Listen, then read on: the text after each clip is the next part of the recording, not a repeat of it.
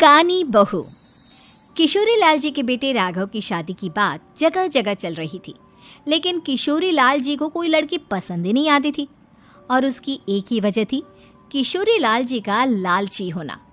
उनको लड़की वालों से मोटा दहेज चाहिए था और इसी चक्कर में एक दिन वो एक बहुत पैसे वाले के घर अपने बेटे का रिश्ता लेकर पहुंचे। उस आदमी का नाम था ओम प्रकाश। देखिए किशोरी लाल जी, मेरी एक ही बेटी है और मेरी सारी संपत्ति जायदाद सब कुछ मेरी बेटी नैना का ही है। पापा, नाम से लगता है बहुत खूबसूरत होगी। कितना अच्छा नाम है ना, नैना। हाँ, वैसे बात तो सही है आपकी। अब इतना पैसा है, ज़मीन जायदाद है, इकलौती बेटी, आप भी क्या करेंगे? सब कुछ उसे ही देंगे ना। बिल्कुल ठीक पहचाना आपने। बस बेटी की शादी और सारी जायदाद उसके नाम। पापा, बिना देखे हाँ कर दीजिए ना।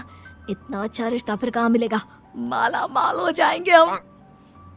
मैं अपनी बेटी को बुलाता हूँ। अरे नहीं नहीं नहीं नहीं, आपकी बेटी का नाम नैना है, सुनकर ही लगता है बहुत सुंदर होगी। रहने दीजिए अंकल, मैं तो आपकी बेटी के नाम से ही इतना खुश हो गया हूँ कि उसे बिना देखे शादी करने को तैयार हूँ। अब तो मैं उसका चेहरा सीधे शादी के बाद ही देखूंगा। और इस तरह राघव नैना का चेहरा नहीं देखता और उससे शादी कर लेता है। शादी के बाद अपनी सुहाग रात पर जब राघव नैना का घूंघट उठाकर देखता है तो नैना की आंखें बंद थी। कितनी खूबसूरत हो तुम नैना, ज़रा अपनी आंखें खोलकर मेरी तरफ देखो तो सही। नहीं, मुझे शर्म आती है। अरे, मैंने तुम्हें शादी से पहले भी नहीं देखा, और अब अगर तुम आंखें खोलकर मुझे देखोगी भी नहीं तो मुझे अच्छा कैसे लगेगा? इससे पहले कि नैना अपनी आंखें खोलकर राघव की तरफ देखती, अचानक से लाइट चली गई और राघव नैना को पूरी तरह से देख भी नहीं पाया। अगली सुबह नैना राघव के लिए नाश्ता बनाकर लेकर आई। अरे ये क्या, आधा पराठा सेका हुआ है और आधा बिल्कुल कच्चा। ये तुमने क्या किया नैना? बहू, तुमने क्या आधा पराठा तवे से नीचे लटका कर रखा था, जो आधा सेका है और आधा कच्चा? मुझे जितना दिखेगा उतना ही तो सीखूंगी ना पापा जी। जहाँ जहाँ मुझे नजर आ रहा था वहाँ मैंने सीख लिया, जहाँ जहाँ नहीं दिखा वहाँ कच्चा रह गया होगा। इसका क्या मतलब है? ये कैसा मजाक कर रही है तुम? अरे बहू, तुमने इतना लंबा घूंघट क्यों लगाया हुआ है? देखो, हमारे घर में बहुओं को बेटी की तरह रखा जाता है, और फिर तुम तो इतना सारा माल लेकर आई हो। देखो, ये घूंघट डाल कर रखने की कोई ज़रूरत नहीं है। हाँ नैना, पापा जी ठीक कह रहे हैं, तुम तो आराम से रहो, अपना ही घर समझो। नैना अचानक से अपना घूंघट उठा लेती है। अरे ये क्या पापा, नैना की तो एक आंख फूटी हुई है। नाम से नैना, लेकिन ये तो कानी बहू निकली। मेरे साथ धोखा हुआ है, धोखा। बिना दिखाए अपनी कानी लड़की मेरे संग ब्याह दी। मुझे कानी बीवी नहीं चाहिए। मुझे अभी ओम प्रकाश जी से बात करनी पड़ेगी। आखिर उन्होंने मेरे साथ ऐसा किया क्यों? अरे, आप लोगों ने ही तो पापा से कहा था कि आप लोग शादी से पहले मुझे देखना नहीं चाहते। अब मेरे पापा पर क्यों इल्जाम लगा रहे हैं?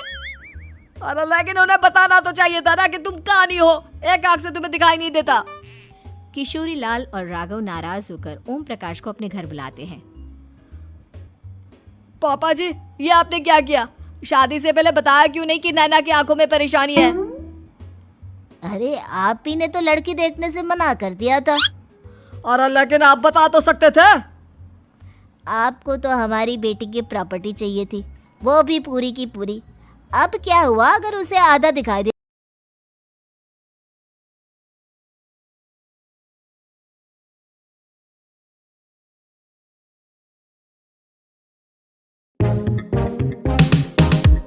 Te veo pasar, todo empieza a latir. Me invitas a entrar y enciendes mi energy.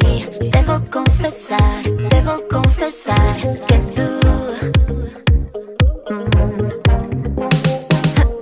acércate a mí, mi cuerpo te da calor, una fantasía, esta canción de los dos. Debo confesar que tú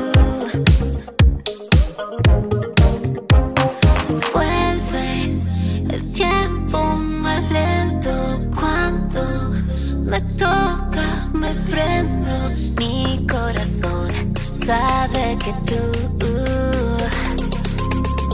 property तो आपको पूरी मिल गई ना? veneno. ये क्या बात हुई? मेरी शादी प्रॉपर्टी से नहीं, आपकी बेटी से हुई है। Una por अब ये तो पहले सोचना चाहिए था। तब तो मेरी प्रॉपर्टी देखकर तुम्हारी जुबान लप आ रही थी। लेकिन मैं कानी लड़की को अपनी बीवी बनाकर नहीं रख सकता। पापा कुछ करिए ना आप। हाँ करता हूँ। देखिए ओम प्रकाश जी, आप हमारे साथ ऐसा नहीं कर सकते। और तुम देखो, अगर तुमने मेरी बेटी से शादी तोड़ी ना, तो जो भी प्रॉपर्टी मैंने तुम्हें दी है वो तो पूरी की पूरी वापस ले ही लूंगा, और आधी प्रॉपर्टी तुम्हारी भी लूंगा। अरे मेरी आधी प्रॉपर्टी भला क्यों लेंगे आप? इसलिए क्योंकि मेरी बेटी को आधा नजर आता है और उसकी नजर अभी तक तुम्हारी आधी जायदाद पर ही पड़ी है। अब तुम उसे घर से निकालोगे तो कुछ तो लेकर जाएगी ना। और अगर हम आपकी बेटी को अपने घर की बहू बनाकर रखे तो? तो तुम्हारी पूरी प्रॉपर्टी तुम्हारी ही रहेगी, और जो मैंने तुम्हें दिया है ना, उसमें से बस मैं आधा लेकर जाऊंगा।